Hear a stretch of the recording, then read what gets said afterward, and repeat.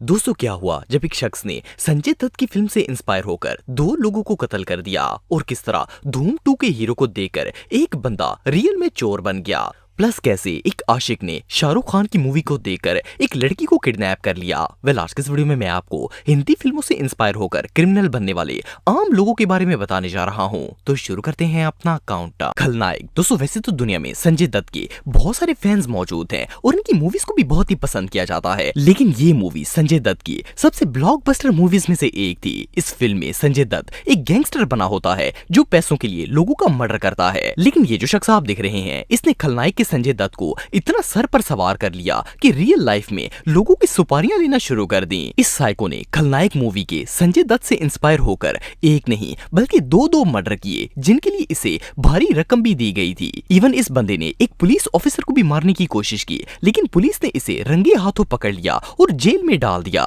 जब प्रेस वाले इसका इंटरव्यू लेने आए तो इसने खुलेआम सारी दुनिया के सामने अपने जुर्म को कन्फेस किया और सबको बताया कि ये खलनायक वाला संजय दत्त बनना चाहता है, इसलिए लोगों की जान लेता है। सिर्फ इतना ही नहीं बल्कि इसने यहाँ तक कह दिया कि अगर ये पकड़ा ना जाता तो इसने 5 और मर्डर करने थे। ये रियली अनबिलीवेबल है।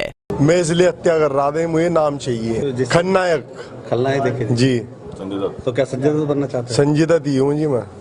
10 अक्टूबर रात के 10 बजे बल्लू तुम्हारी जेल से फरार। डर। दोस्तों सन 1993 में रिलीज होने वाली ये मूवी शाहरुख खान की सबसे सुपरहिट मूवीज में से एक थी। इस फिल्म में शाहरुख खान एक विलन का रोल प्ले करता है। असल में हीरो किरण नाम की एक लड़की से प्यार करता होता है, लेकिन वो लड़की किसी और से शादी कर लेती है। सो हीरो फिल्म की हीरोइन को किडनैप कर लेता है और इसे जबरदस्ती करता है। वैसे ये फिल्म सिर्फ एंटरटेनमेंट के लिए बनाई गई थी, लेकिन ये जो लड़का आप दिख रहे हैं, इससे शाहरुख खान के कैरेक्टर को कुछ ज्यादा ही दिल पर ले लिया। इसका नाम देवेंद्र कुमार है और ये दिल्ली में रहता था। असल में देवेंद्र को दीप्ति नाम की एक लड़की से प्यार था, लेकिन दीप्ति देवेंद्र को जानती ही नहीं थी। इसने पहले दीप्ति को चेस करना स्टार्ट किया, जैसे कि फिल्म में दिखाया जाता है कि शाहरुख खान 1 साल तक किरण का पीछा करता है। सेम वैसे ही देवेंद्र ने भी पूरे 1 साल तक दीप्ति को स्टॉक किया, लेकिन इससे पहले कि इसे किडनैप करता, दीप्ति को इस पर शक हो गया और इसने पुलिस को इन्फॉर्म कर दिया और पुलिस ने इसे अरेस्ट कर लिया। जब पुलिस ने इसे पूछताछ की तो इसने बिला झिझक सबको बता दिया कि ये डर मूवी के शाहरुख खान को कॉपी करके दीप्ति को किडनैप करने वाला था।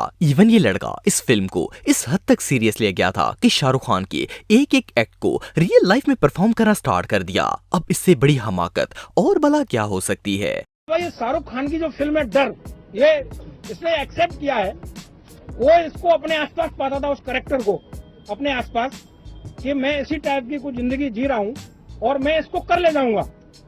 धूम 2। दोस्तों जब भी एक्शन मूवीज की बात की जाए तो धूम 2 मूवी का नाम जरूर आता है। इस फिल्म में ऋतिक रोशन एक चोर होता है जो नए नए मेकओवर करके एंटीक्स को चुराता है। इसकी लुक इतनी कमाल की होती है कि किसी को इस पर शक भी नहीं होता। लेकिन इस मूवी को देखने के बाद 28 साल के एक लड़के विनय परमर ने भी एंटीक्स चोरी करने का फैसला किया। ये दिल्ली के एक म्यूजियम में ऐसे गवर्नमेंट रिसर्चर बनकर एंटर हुआ। फिर इसने कई हफ्तों तक डेली वहां जाना स्टार्ट कर दिया ताकि म्यूजियम के स्टाफ को यकीन हो जाए कि ये वाकई में गवर्नमेंट का बंदा है। जब सारे एम्प्लॉइज को इस पर यकीन हो गया तो एक दिन इसने म्यूजिक के सिक्योरिटी कैमरे को हैक कर लिया और जब सारा स्टाफ चला गया तो इसने वहां से 250 साल पुरानी एंटीक शॉल चोरी कर ली। सिर्फ इतना ही नहीं बल्कि इस शॉल को सेल करके सेम ऋतिक रोशन की तरह फॉरेन भी जाने वाला था, लेकिन इसे एयरपोर्ट पर ही पकड़ लिया गया। इन्वेस्टिगेशन करने पर इसने सबको बताया कि इसे धूम 2 मूवी का ऋतिक रोशन बहुत ही पसंद था और ये वही हीरो बनने की कोशिश कर रहा था। जिस तरह धूम 2 मूवी में ऋतिक रोशन भेस बदलकर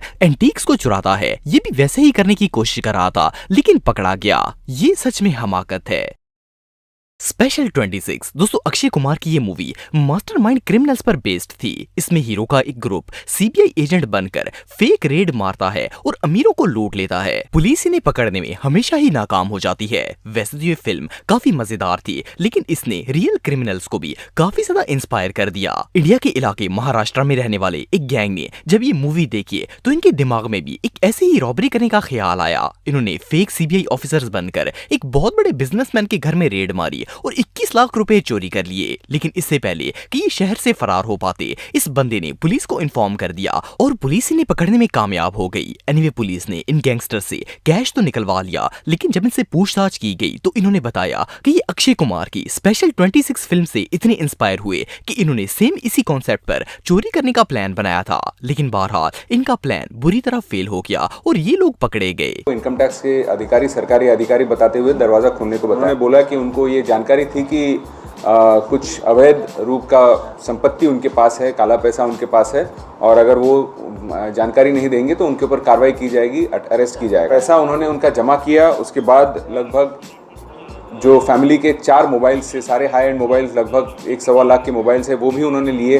बंटी और बबली, दोस्तों आप में से बहुत से लोगों ने ये फिल्म देखी होगी। इसमें अभिषेक और रानी मुखर्जी लोगों को बेवकूफ बनाकर इन्हें लूटते हैं और इस पैसे से लग्जरी लाइफ जीने की कोशिश करते हैं। इस फिल्म ने जहां बॉलीवुड में नाम और पैसा कमाया, वहां बहुत से लोगों को उल्टे सीधे कामों पर भी लगा दिया। ये जो कपल आप दिख रहे हैं, इनका ताल्लुक दिल्ली से है। ये दोनों मियां बीवी इस फिल्म से इतने इंस्पायर हुए कि इन्होंने रियल लाइफ में लोगों को लूटना स्टार्ट कर दिया। लेकिन 2014 में जब ये पकड़े गए और इनसे पूछताछ की गई तो इन्होंने पुलिस को बताया कि इन्हें ये आइडिया बंटी और बबली फिल्म से देखकर मिला है। और इनका कहना था कि जब इन्होंने ये फिल्म देखी तो इन्हें रियलाइज हुआ कि फैमिली पर कोई शक नहीं करता, इसलिए वो आसानी से लोगों को लूट लेते हैं। इवन पुलिस चेक पोस्ट पर भी ये दोनों अपने आप को हस्बैंड वाइफ बताकर आसानी से निकल जाते थे। एनीवे इन्हें जेल तो हो गई थी, लेकिन ये चोरी करने के इतने आदी हो चुके थे कि बेल मिलने के बाद इन्होंने दूसरे शहरों में जाकर क्राइम्स करना स्टार्ट कर दिए। और ये कपल इतना शातिर है कि पुलिस ने अभी तक सिर्फ बंटी को ही पकड़ा है, जबकि बबली आज भी फरार है। हिंदी मीडियम, दोस्तों ये फिल्म मई 2017 में रिलीज हुई थी। इसमें एक कपल दिखाया जाता है